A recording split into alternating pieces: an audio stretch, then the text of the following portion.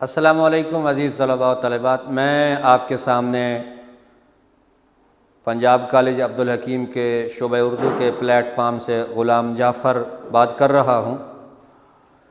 پچھلی ویڈیو میں ہم نے آپ سے بات کی تھی کہ آپ نے جو 100 نمبر آپ کا پیپر کا ہے وہ آپ نے 100 نمبر کا پیپر سال دوم کا کیسے حل کرنا ہے، کون سا سوال پہلے کرنا ہے اور کتنے منٹ میں کرنا ہے، پہلے سوال کے بعد دوسرا سوال کون سا کرنا ہے، تیسرا سوال کون کا کرنا ہے۔ اب باقاعدہ یہاں مثال کے طور پر ہم نے آپ کے سامنے یہ اسی ترتیب سے ایک پیپر ترتیب دیا ہے کہ سب سے پہلے جیسے ہم نے پچھلے لیکچر میں آپ سے بات کی تھی کہ آپ حصہ معروضی کے بعد جب حصہ انشائی کی طرف آئیں گے تو سب سے پہلے آپ سوال نمبر 5 حل کریں گے۔ سوال نمبر 5 کے لیے ہم نے آپ سے جو بات کی تھی کہ 8 منٹ میں آپ نے حل کرنا ہے۔ اب یہ کہ سوال نمبر 5 کو حل کیسے کرنا ہے، یہ آپ کے سامنے ایک خاکہ ہے۔ سوال آئے گا کہ مولانا الطاف حسین حالی کی نظم اسلامی مساوات کا خلاصہ لکھیے یا تحریر کیجیے، تو آپ نے سب سے پہلے یہاں لکھنا ہے خلاصہ، اور خلاصہ لکھنا ہے تو اس میں آپ نے یہ دیکھنا ہے کہ خلاصہ انتہائی مختصر 8 سے 10 لائنوں میں، یا ایک آدھ لائن اس سے زیادہ بھی ہو سکتی ہے، 10 سے 12 سے زیادہ لائنیں نہ ہوں، یہ آپ نے حل کرنا ہے۔ اور کوشش کریں کہ آپ خلاصہ جو ہے وہ اس کو وہی الفاظ جو کتاب میں ہیں قریب انہی الفاظ کے، اب مزید اس کی تشریح میں نہ جائیں یا ان الفاظ کو مزید مشکل یا آسان نہ کر دیں، بلکہ وہ الفاظ جو کتاب میں ہیں آپ انہی الفاظ کو اگر استعمال کریں گے زیادہ تو یہ جو آپ کا ممتحن ہوگا اس کے اوپر اچھا اثر جائے گا، تاثر جائے گا، اور آپ جو ہے وہ نمبر زیادہ لے سکتے ہیں۔ تو یہ میں نے آپ کے سامنے ایک خلاصہ حل کیا ہے، اس ترتیب سے آپ نے حل کرنا ہے۔ یہ کچھ جو اہم الفاظ ہیں، کیونکہ ایک بات ذہن میں رکھیے کہ آپ پیپر چیک کرنے والے کے لیے جتنی آسانی پیدا کریں گے وہ آپ کو اتنا زیادہ نمبر دے گا۔ تو اس کے لیے کیا ہے، میں نے ایک ترتیب سے اس میں جو اہم الفاظ تھے جسے کی ورڈ کہا جاتا ہے وہ میں نے مارکر سے نمایاں کر دیے ہیں، تاکہ اس کے ذہن میں بھی یہ خاکہ ہوتا ہے، ان کا بھی تجربہ ہے تو انہیں خلاصے ازبر ہوتے ہیں۔ تو جب آپ وہ الفاظ جو اس میں اہم یعنی اہمیت رکھتے ہیں اس خلاصے میں، ان کو آپ نمایاں کریں گے مارکر سے اسی ترتیب سے، تو ایک نظر دیکھنے سے یہ ہوگا کہ خلاصہ بالکل صحیح لکھا ہوا ہے، اور وہ آپ کو اس میں سے جو 5 نمبر ہیں وہ 5 کے 5 نمبر ہی اس میں مل سکتے ہیں۔ یہ آپ کے سامنے دیکھیے، میں نے یہاں لفظ امراء جو ہے اس کو ہائی لائٹ کیا ہے، مارکر سے لکھا ہے۔ اس کے بعد غفلت ہے، اس کے بعد عیش و عشرت کا لفظ جو ہے وہ میں نے نمایاں کیا ہے، کتاب ہدایت اور دوست کا لفظ جو ہے یہ میں نے نمایاں کیا ہے۔ تو یہ آپ اسی طرح نظم کے خلاصے میں 5 سے 6 لفظ جو ہے وہ نمایاں کر سکتے ہیں۔ اس کے بعد آپ اینڈنگ لائن لگائیں گے کہ یہاں پہ یہ سوال ختم ہوا۔ اس کے بعد آپ نے جو دوسرا سوال حل کرنا ہے اس سابقہ ترتیب کے مطابق سوال نمبر 7 حل کرنا ہے۔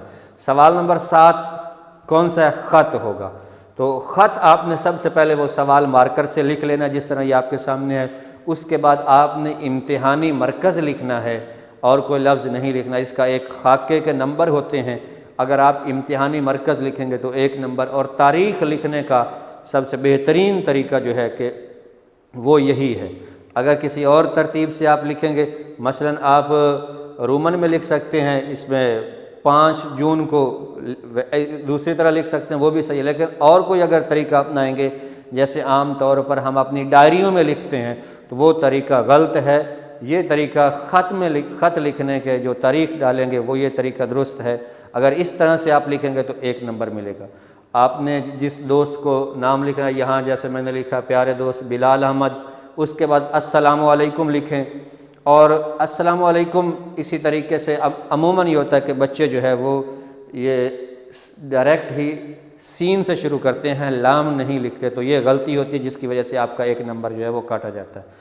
اور خط میں آپ نے کیا کرنا ہے کہ ضرور بضرور کچھ نہ کچھ حوالے دینے۔ اگر آپ 1 صفحے پہ لکھتے ہیں تب بھی 2 حوالے دیجئے، 1 یا 1.5 صفحے پہ لکھتے ہیں تب بھی ضرور اس میں کوئی نثری حوالے دیجئے، کوئی شعری حوالے دیجئے، یا اگر کوئی قرآن و حدیث سے کوئی اس سے مطابقت رکھتے ہیں تو وہ حوالے بھی آپ لکھ سکتے ہیں۔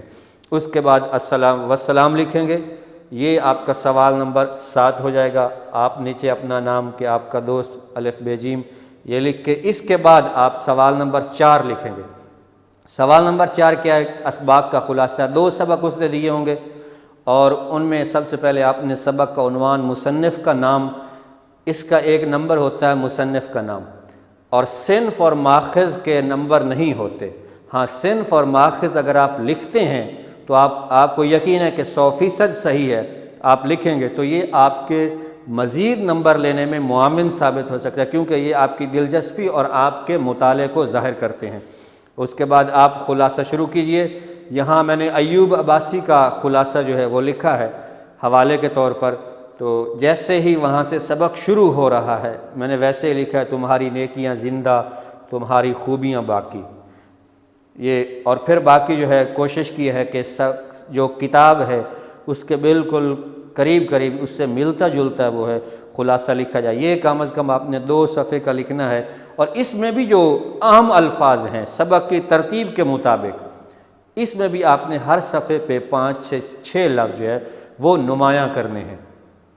اور جب آپ 2 صفحوں کا خلاصہ لکھیں گے تو اس میں سے کم از کم 10 یا 12 لفظ جو ہے وہ آپ نمایاں کریں گے، لیکن ان میں وہ ہو کہ وہ لفظ اسی سبق سے متعلق ہوں، اہمیت رکھتے ہوں۔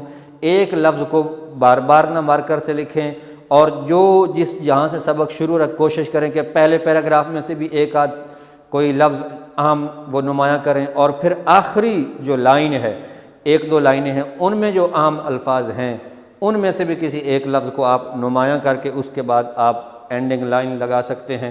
یہ حوالے کے طور پر میں نے آپ کے سامنے ایک نمونے کے طور پر لکھا ہے، اس میں کچھ الفاظ بھی آپ کے سامنے نمایاں کیے ہیں، جیسے شخصیت ہے، چھوٹا قد ہے، کمزور بدن ہے، ایوب عباسی کے لحاظ سے۔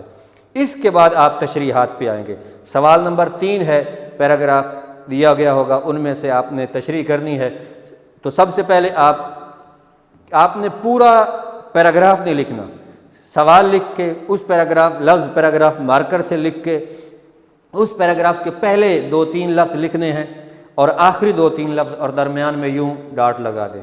آپ نے لفظ نیچے لکھنا ہے مارکر سے، حوالہ متن، سبق کا عنوان، مصنف کا نام، صنف اور ماخذ اگر 100% یاد ہو، کنفرم ہو تو آپ لکھیں گے، ورنہ نہیں لکھیں گے۔ غلط نہیں لکھنا، صحیح آپ کو یقین ہو کہ یہ صحیح ہے تو پھر آپ لکھیے گا، غلط نہیں لکھنا۔ اس کے بعد سیاق و سباق جو ہے وہ آپ نے 8 یا 10 لائنوں کا لکھنا ہے 2 پیراگراف میں، 10 لائنیں تک ہو سکتا ہے 2 پیراگراف میں۔ تشریح، یہ جیسے میں نے تشریح طلب عبارت سے پہلے مصنف بتاتے ہیں، پھر 3-4 لائنوں کا آپ اس کا حوالہ دیں گے، پھر اس کے بعد لکھیں گے تشریح طلب عبارت کے بعد آپ لکھیں گے۔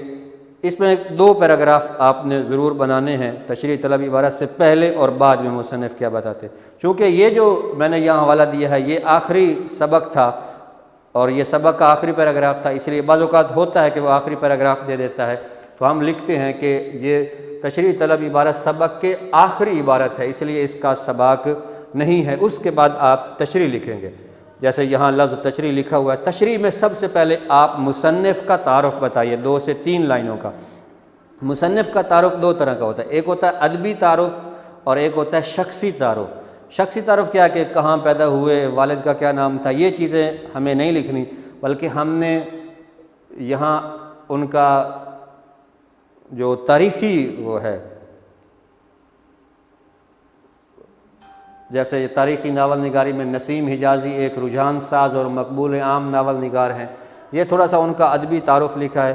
اس کے بعد یہاں پہ ہم نے کچھ، جب آپ 3-4 لائنوں کی تشریح لکھ لیں گے، اس کا ادبی تعارف لکھ لیں گے، اس کے بعد آپ آئیں گے زیر باس اقتباس میں مصنف یہ بتاتے ہیں۔ تو یہ چونکہ پہلی فتح سے لیا گیا ہے تو آپ یہ ذہن میں رکھیے، یہ آپ کے سامنے پھر تشریح ہے۔ اس کی تشریح میں آپ نے کیا کرنا ہے، تشریح کم از کم آپ نے 2-2.5 صفحوں کی لکھنی ہے، اور اس میں بھی آپ حوالہ جات ضرور لکھیے، آپ کا کوئی صفحہ بھی حوالے سے خالی نہیں ہونا چاہیے۔ یہ میں نے کچھ حوالے لکھے بھی ہیں آپ کے سامنے ہیں، آپ نے ان حوالوں کو مارکر سے واضح کر کے لکھنا ہے۔ اس کے بعد آپ کے ہاں یہ سوال نمبر 6 جو آخری سوال ہے یہ آ جاتا ہے، یہ مضمون کا۔ تو اس کے لیے آپ کے پاس وقت بھی 35 سے 2-3 منٹ کم یا زیادہ ہوتے ہیں، تو آپ نے مضمون کیسے لکھنا ہے، ان 3 میں سے کوئی ایک مضمون لکھنا ہے، اور وہ بھی کم از کم 7-8 صفحوں کا مضمون ہو، اور ان میں کوئی صفحہ بھی حوالہ جات سے خالی نہ ہو۔ نمونے کے طور پر آپ کے سامنے یہ ایک مضمون ہے، اس میں آپ دیکھیے، یہ دیکھیے، یہ ہم نے حوالہ دیا ہے آپ کے سامنے پہلے صفحے پہ، پھر اسی طرح دوسرے صفحے پہ بھی حوالہ جات ہیں، یہ دیکھیے اسی طرح، یعنی آپ نے ہر صفحے پہ حوالہ ضرور لکھنا ہے، چاہے آپ اشعار کی صورت میں لکھیے، کوئی نثری حوالہ لکھیے، یا کوئی قرآن و حدیث سے یا بزرگوں کے۔ اس کے بعد آ جاتی ہے تشریحات۔ سوال نمبر 2 جو حصہ انشائی کا وہاں دوسرا سوال ہوتا ہے، یہ آپ یہاں کریں گے۔ نظم کے اشعار ہیں اور قطعات بھی ہیں۔ نظم کے اشعار آپ پہلے کر لیجئے، قطعات ہے، نظم کا عنوان لکھ، یہاں انہوں نے نام لکھا ہے تو آپ نے نظم کا عنوان لکھنا ہے، اس کے بعد شاعر کا نام اور شعر لکھ کے پھر ان کی اشعار کی تشریح جو ہے وہ اکٹھی کرنی ہے، دونوں اشعار کی۔ اس کے بعد حصہ جز بے آ جاتا ہے، غزل کی اشعار کی تشریح، تو آپ شاعر کا نام لکھیے اور تینوں اشعار کی تشریح جو ہے وہ الگ الگ کرنی ہے۔ السلام علیکم ورحمۃ اللہ وبرکاتہ۔